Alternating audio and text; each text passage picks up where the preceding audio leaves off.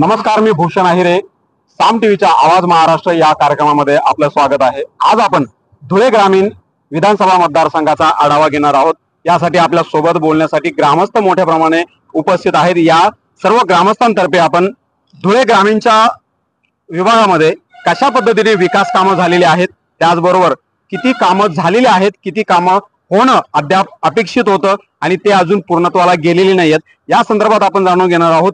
संपूर्ण राज्यामध्ये जशी परिस्थिती महाविकास आघाडी विरुद्ध महायुती, त्याच प्रकारे या ठिकाणी देखील अशीच काहीची परिस्थिती आहे. आपण थोडक्यात या संदर्भात ग्रामस्थांतर्फे जाणून घेणार आहोत. दादा, काय सांगाल, आपल्या धुळे ग्रामीण या विभागामध्ये कशा पद्धतीचे विकास कामं झालेली आहे आणि अजून काय होणं अपेक्षित होतं? विकास कामे राहिल्यापैकी किरकोळ आहेत, पण सर्वात मोठं विकास काम जर म्हटलं तर अक्कलपाडा धरण.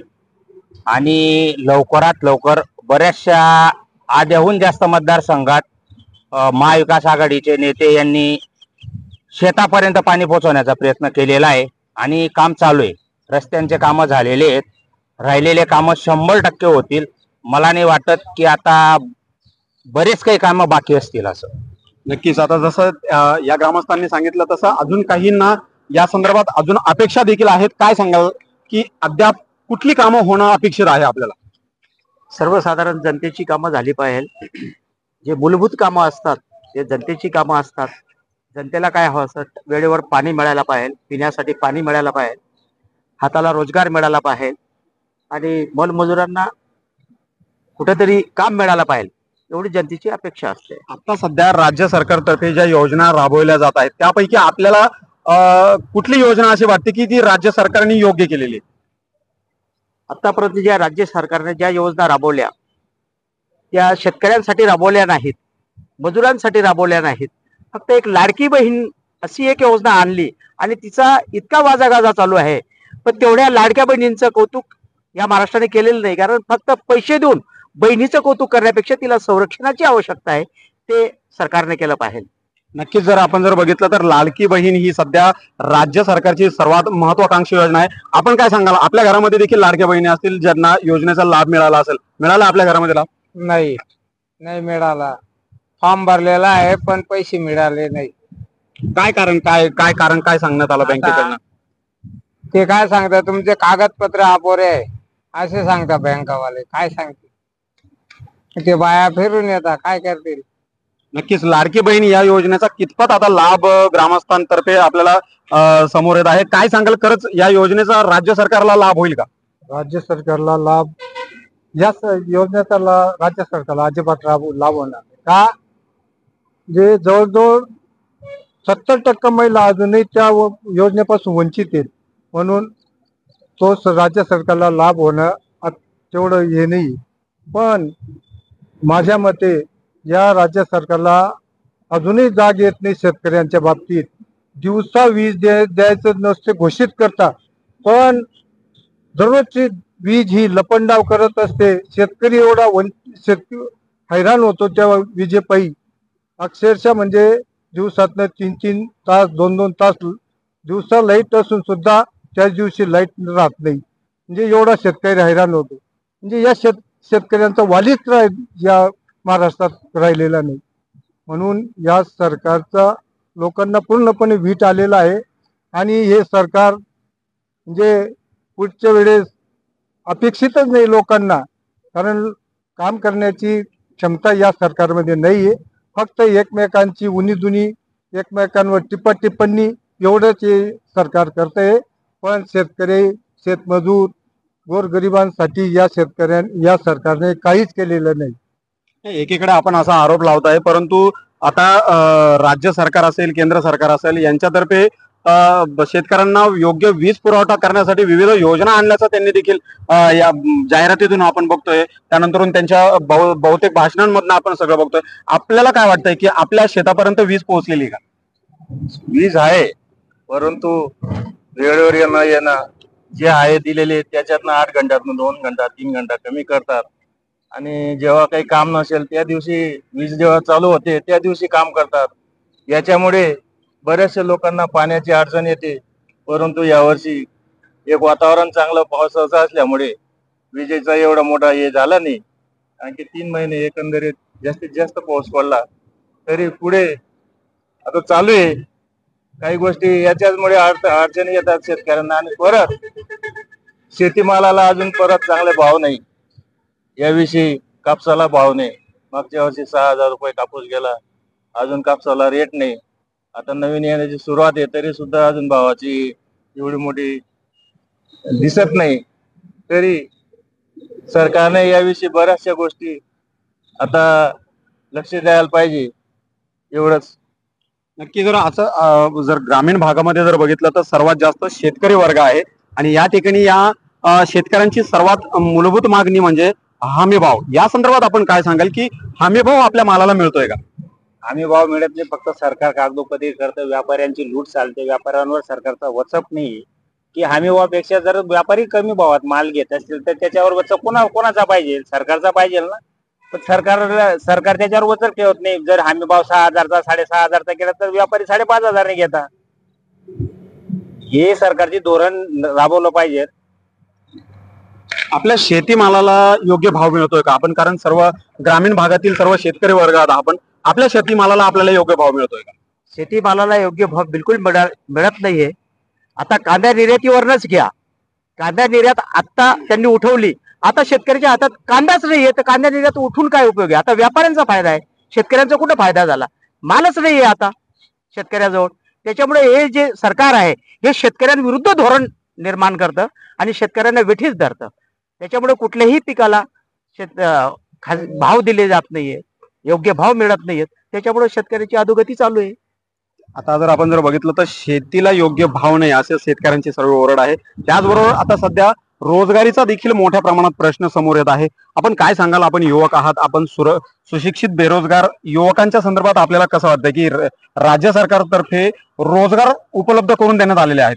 बीजेपी सरकारने एक पुण्याचं काम एक चांगलं केलेलं आहे की युवकांचा जो रोजगार आहे तो जो गुजरातला पडवलेला आहे आणि तरुण जो बेरोजगार आहे तो आज खून खराबा चोऱ्या या दिशेने चाललेला आहे. सुशिक्षित असो अशिक्षित असो तरुणांच्या हाताला काम नाही आणि बीजेपी सरकारने फोडाफोडीच्या राजकारणाकडे ओढून युवकांकडे बिलकुलही लक्ष दिलेलं नाही आणि कुठलेही रोजगार म्हणजे मतदारसंघात नाही संपूर्ण महाराष्ट्रभरातच रोजगार नाही.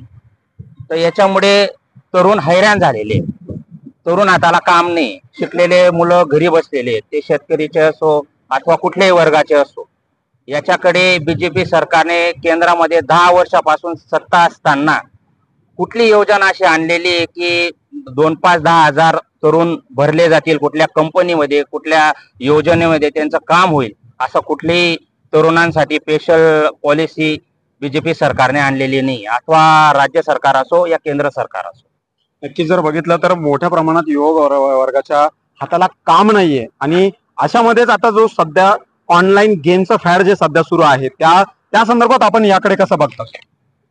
ऑनलाईन आता खेड्यागावामध्ये जर थोडं म्हातारे लोक जर थोडे खेळत असतील पत्ते वगैरे टाइमपास करत असतील तरी हे लोक रेट टाकतात आणि मोठे सेलिब्रेशन त्या रमी गेमाचे किंवा शेअर बाजाराचे त्याच्या जाहिराती करतात. तरुणांना त्याच्यात टाकायला लावता ये सरकार लोक. त्यांच्यावर वचक ठेवायला पाहिजे ना, तुम्ही हे जाहिराती का बरं देता? त्या सचिन तेंडुलकर सारखा माणसाला तुम्ही पुरस्कार देता तो रमीची जाहिरात करतो. असे मोठे मोठे लोक जर तरुण लोकांना बिघडायचं काम जर करत असेल आणि ते त्यांच्या जाहिराती करत असतील तर तरुण मंडळी त्याच्यात जास्त घुसते. म्हणून या सरकारने त्या जाहिराती बंद करायला पाहिजे.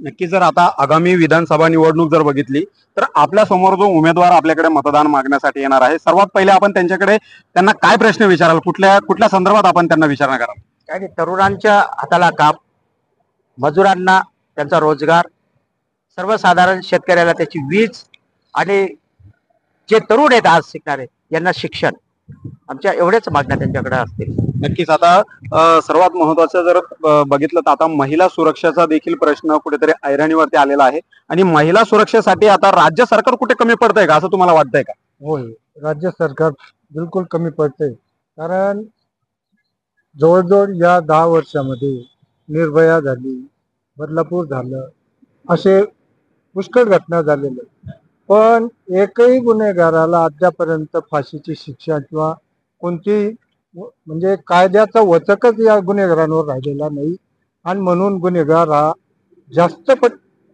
गुन्हेगार याला प्रवृत्त होतोय. म्हणून याच्या बाबतीत थोडासा कडक कायदा करायला पाहिजे. आणि दुसरी गोष्ट म्हणजे स्थानिक शेतकऱ्यांचा माल जो पिकतो त्याला स्थानिक मार्केट पाहिजे.